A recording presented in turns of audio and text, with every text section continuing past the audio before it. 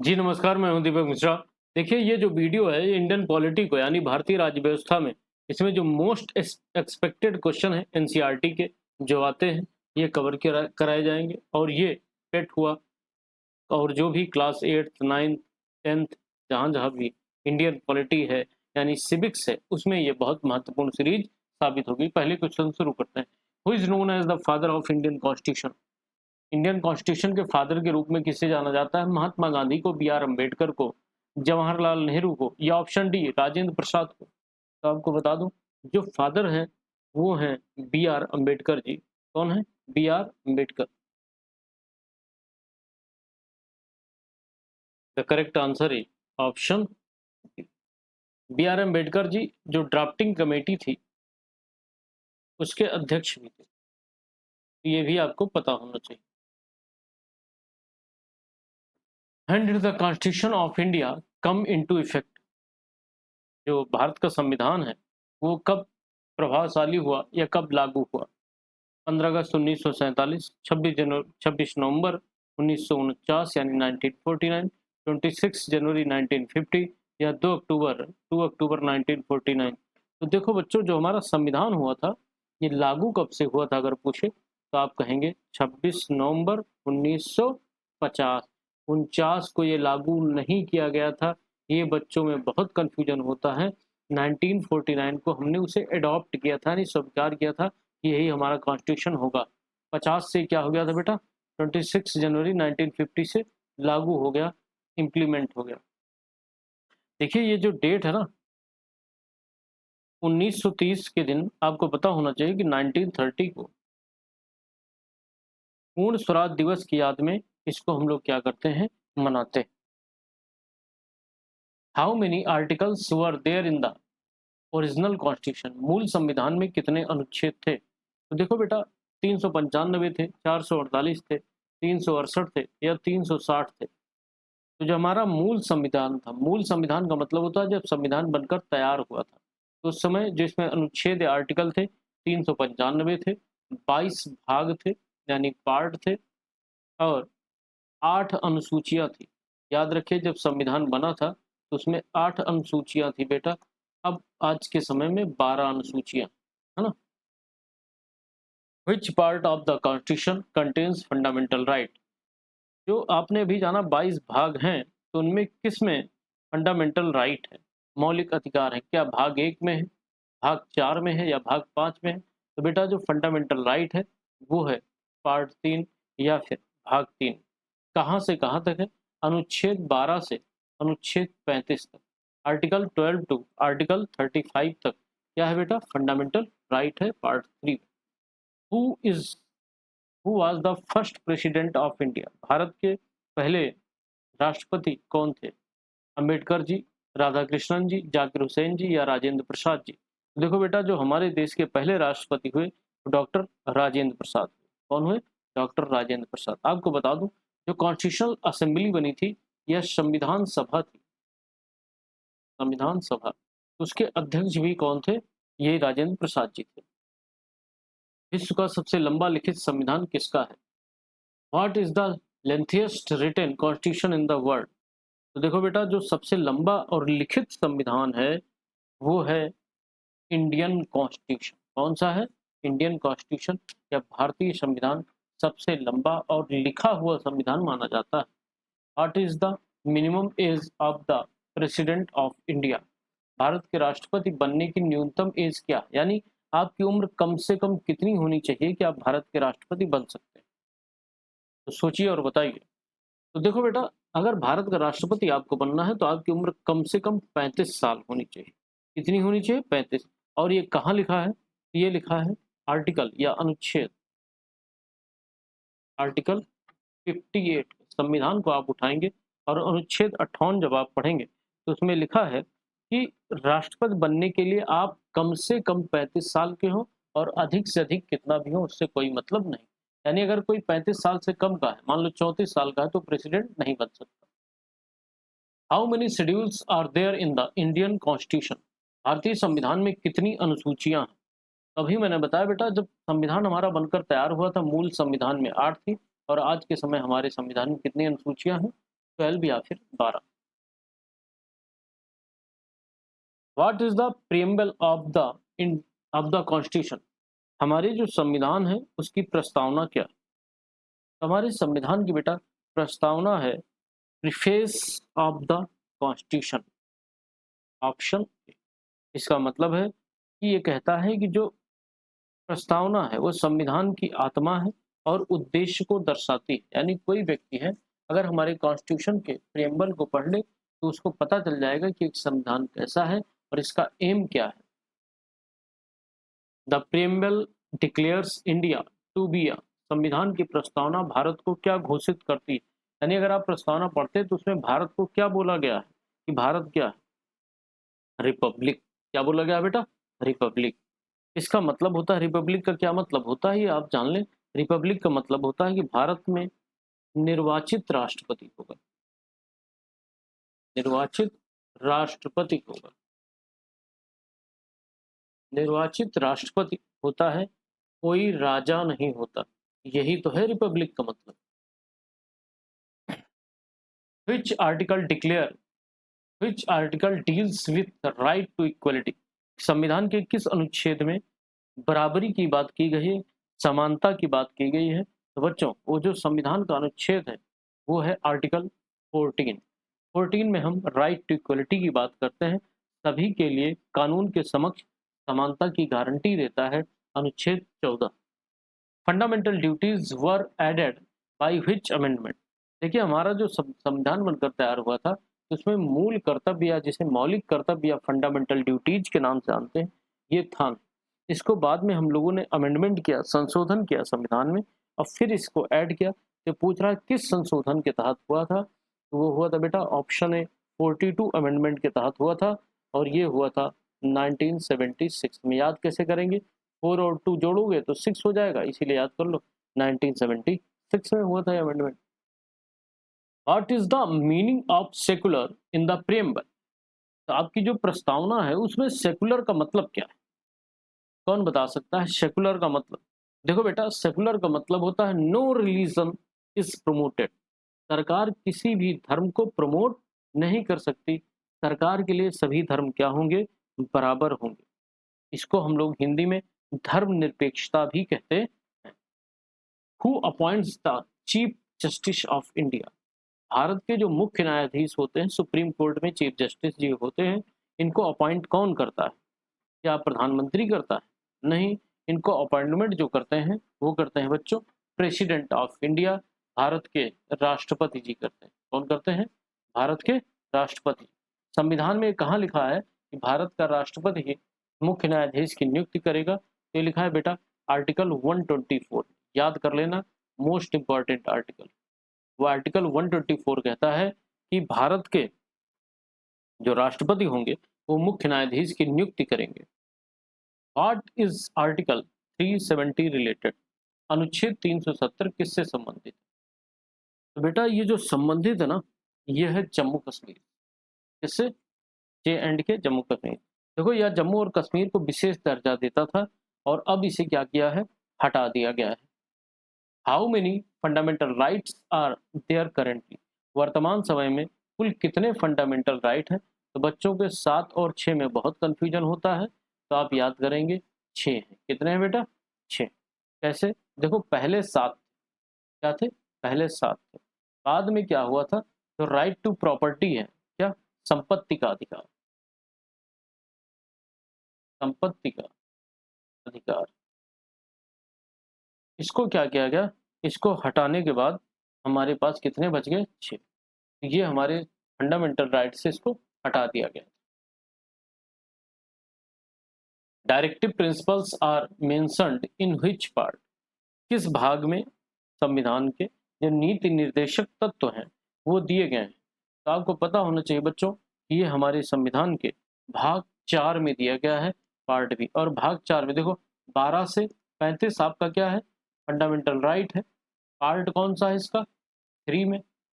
और पार्ट 4 में क्या है? पार्ट 4 फंडामेंटल, ये डीपीएसपी है, डायरेक्टिव प्रिंसिपल या नीति निर्देशक तत्व। और ये है हमारा आर्टिकल 36 टू 51। ये आपको पता होना चाहिए। The president is elected by, जो प्रेसिडेंट होता है वो किसके द्वारा इलेक्ट होता है? पीपल के द्वारा, पार्लियामेंट के द्वारा, इलेक्टोरल कॉलेज के द्वारा, या फिर प्राइम मिनिस्टर के द्वारा। तो देखो बेटा, इसको जो नियुक्त करते हैं वो इलेक्टोरल कॉलेज करते हैं, क्यों? इसमें क्या क्या होते हैं? देखिए, इसमें होते हैं एमपी, इसमें होते हैं एमएलए, है ना? बस एमपी एमएलए मिलकर इनका चुनाव करते हैं। हम लोग राष्ट्रपति का चुनाव नहीं करते, जनता के द्वारा नहीं होती। इसका एक अपना पैनल होता है जिसे निर्वाचक मंडल कहते हैं, और वो इनका चुनाव करते हैं। The constitution was adopted on, संविधान को कब अंगीकृत किया गया था? अभी मैंने बताया था, अगर लागू पूछे 26 जनवरी 1950 बताएंगे, अगर एडॉप्ट पूछे तो 26 नवंबर 1949 को इसे हम लोगों ने क्या किया था? अपनाया था। एडॉप्ट का मतलब ही होता है अपना लेना, है ना? The concept of fundamental right is borrowed from, fundamental right का कॉन्सेप्ट हम लोगों ने कहाँ से लिया था, कहाँ सीखा था कि मौलिक अधिकार जैसी चीज भी हमें लागू करनी चाहिए? और वो हम लोगों ने सीखा था यूएसए यानी अमेरिका से। अगला क्वेश्चन है, भारतीय संसद में कितने सदस्य होते हैं? Parliament of the Indian consist of how many houses? देखो बेटा, इसमें टोटल होते हैं दो। कितने होते हैं? एक तो होती है लोकसभा, जिसे हम लोग कहते हैं लोअर हाउस,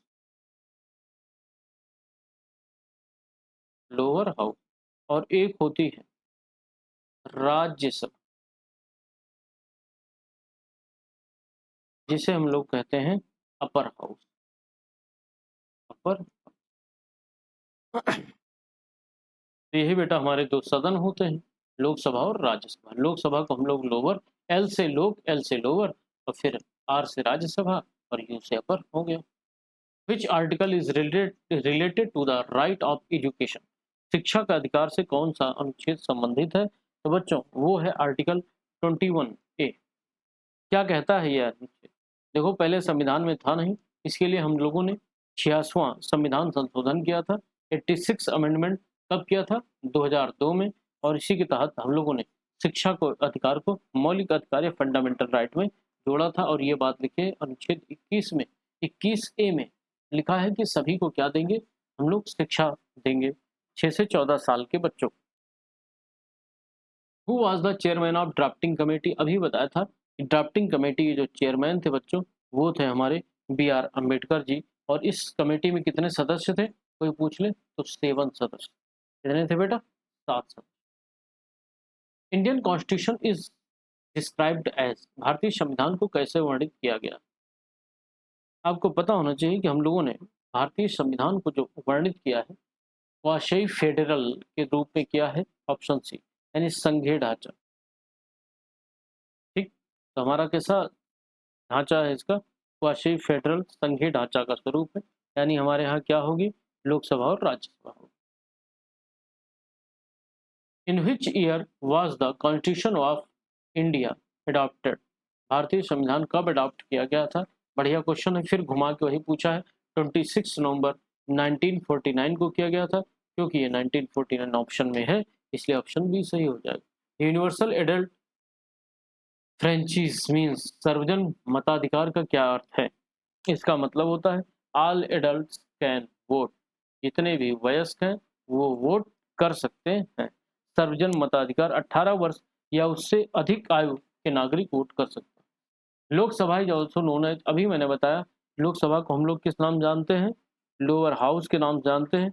लेकिन बेटा, इसको हम हाउस ऑफ द पीपल भी कहते हैं, पता होना चाहिए। लोकसभा यानी हाउस ऑफ द पीपल, इसको हम जनसभा भी कहते हैं। एक चीज और जान लीजिए, ये सब पूछे गए क्वेश्चन है, खूब पूछा, और ये सारी चीजें आपकी एनसीईआरटी में लिखी गई हैं। Which schedule of the constitution deals with panchayat raj, कह रहा है पंचायती राज संविधान की किस अनुसूची में है? तो बेटा, जो पंचायती राज है वो हमारे संविधान की 11th अनुसूची में, 11वीं अनुसूची में है। कब जोड़ा गया था पंचायती राज? 73वें संशोधन के द्वारा जोड़ा गया। 73वां संविधान संशोधन किया गया था, उसके बाद हम लोगों ने पंचायती राज को 11वीं अनुसूची में जोड़ दिया। How many states were there at the time of adoption of the constitution? संविधान लागू होने के समय कितने राज्य थे? बहुत ही अच्छा और बहुत ही प्यारा क्वेश्चन है बेटा। तो जब संविधान लागू हुआ था, हमें पता है कब हुआ था, 1950 में। कब हम लोगों ने उसे स्वीकारा था, 1949 में, 1949। जब ये लागू हुआ तो कह रहा है कितने राज्य थे, तो आपको बता दूं उस समय भारत में 14 राज्य थे। आज के समय कितने हैं? 28। और 6 केंद्र शासित प्रदेश थे, यूनियन टेरिटरी। आज 2025 में कितने हैं? 28 राज्य हैं और 8 केंद्र शासित प्रदेश। उस समय 14 और 6 का कॉन्सेप्ट था, वही इसने पूछा।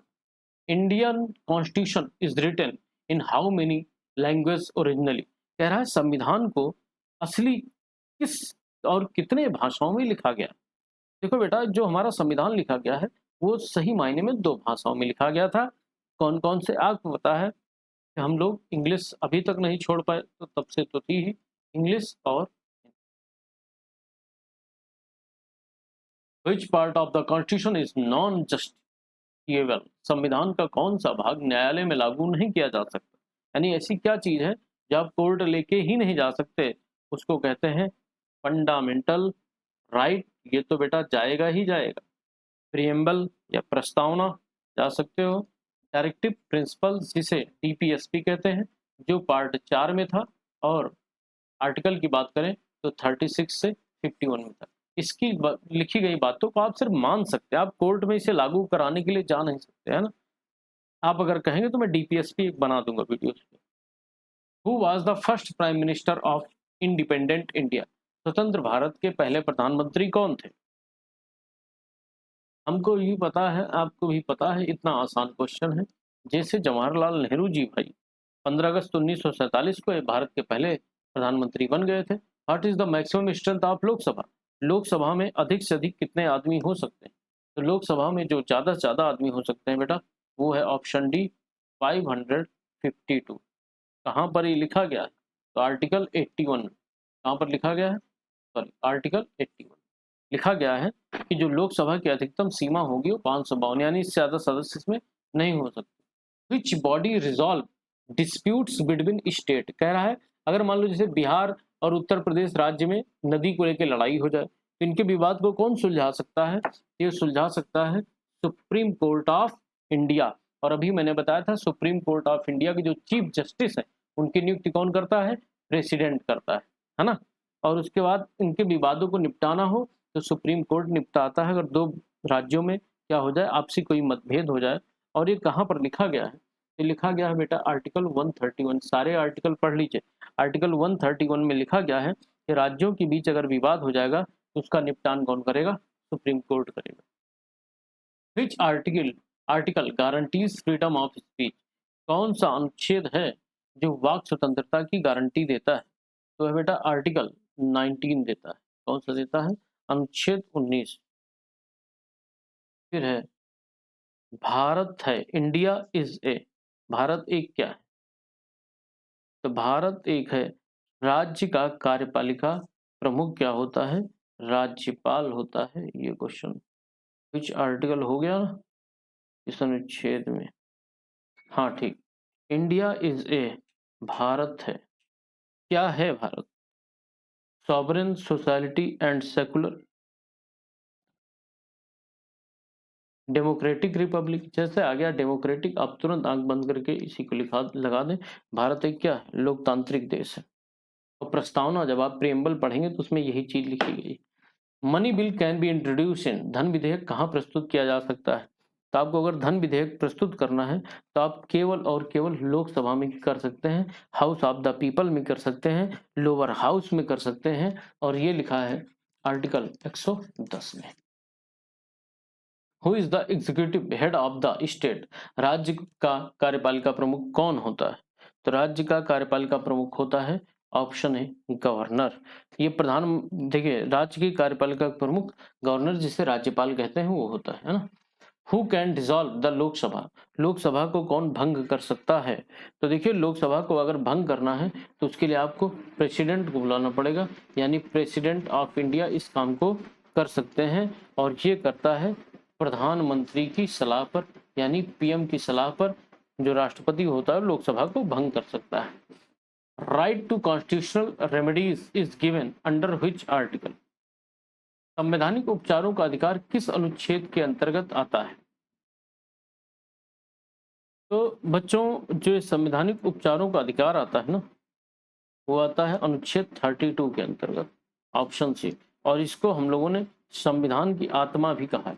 डॉक्टर अंबेडकर जी ने, बी.आर. अंबेडकर जी ने आर्टिकल 32 को सोल ऑफ द कॉन्स्टिट्यूशन कहा है, संविधान की आत्मा कहा है। The 73 constitutional amendment is related to, 73वां संविधान संशोधन किससे संबंधित है? अभी मैंने बताया था जो 73वां संविधान संशोधन है बच्चों, वो पंचायती राज से संबंधित है। और ये कब हुआ था तो बता दूं, 1992 में हुआ। Who has the power amend the constitution? कह रहा है संविधान में संशोधन करने की शक्ति किसके पास? तो अगर संविधान में जैसे कोई बदलाव करना है तो कौन कर सकता है? President, supreme court, prime minister, parliament कर सकती है, संसद कर सकती है। संसद के अलावा और कोई नहीं कर सकता। और ये बात संशोधन की बात लिखी गई है आर्टिकल 368 अनुच्छेद 368।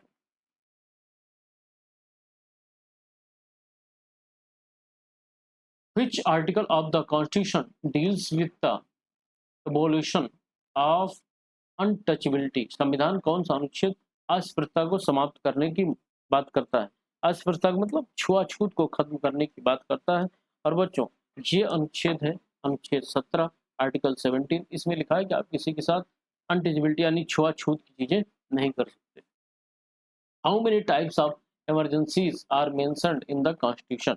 कॉन्स्टिट्यूशन में कितने प्रकार की इमरजेंसीज हैं? कॉन्स्टिट्यूशन बेटा 3 प्रकार की इमरजेंसी है।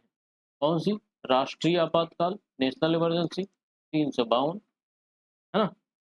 और फिर जो राष्ट्रपति शासन होता है वो राज्य में लगता है 356। और वित्तीय आपातकाल 360, ये हमारे यहाँ आज तक नहीं लगा है। विच article deals with the protection of the interest of minorities? कौन सा जो अनुच्छेद है वो माइनॉरिटीज के प्रोटेक्शन की बात करता है, सुरक्षा की बात करता है? तो वो है बेटा article 29। The final interpreter of the constitution is, संविधान का अंतिम व्याख्याकार कौन है? तो संविधान की अगर अंतिम व्याख्याकार माना जाएगा तो माना जाएगा सुप्रीम कोर्ट ऑफ इंडिया को।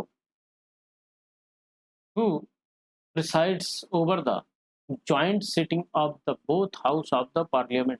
संसद के दोनों सदनों की संयुक्त बैठक किसकी अध्यक्षता में होती? तो ये होती है स्पीकर ऑफ द लोकसभा, जो लोअर हाउस है या हाउस ऑफ पीपल है। और ये कहाँ लिखा है? 108 अनुच्छेद में लिखा गया है। Which language is used for the official version of the constitution? संविधान की आधिकारिक संस्करण की भाषा क्या है? तो देखिए जो ऑफिशियल लैंग्वेज है कॉन्स्टिट्यूशन की वो है English. Which part of the constitution deals with the union government? संविधान का कौन सा भाग संघ सरकार से संबंधित है? तो है बेटा पार्ट 5 या भाग 5, ऑप्शन ए, है ना। संघ सरकार से संबंधित यानी राष्ट्रपति, संसद आदि ही होते हैं इसमें। और ये भाग 5। Who was the first law minister of independent India? स्वतंत्र भारत के पहले कानून मंत्री कौन थे? बेटा ये थे बी.आर. अंबेडकर जी, जो प्रारूप समिति के अध्यक्ष भी थे यानी ड्राफ्टिंग कमेटी, और जिन्हें हम लोग फादर ऑफ द कॉन्स्टिट्यूशन के नाम से भी जानते हैं। और ये जब रक्षा मंत्री थे तो बेटा थे 1947 से लेकर 1951। आशा करता हूँ ये वीडियो अगर आप 2 बार देखेंगे तो डेफिनेटली आपको काफ़ी फैक्ट जो सिविक्स के, इंडियन पॉलिटी के हैं वो याद हो जाएंगे। Thanks for listening, God bless you all.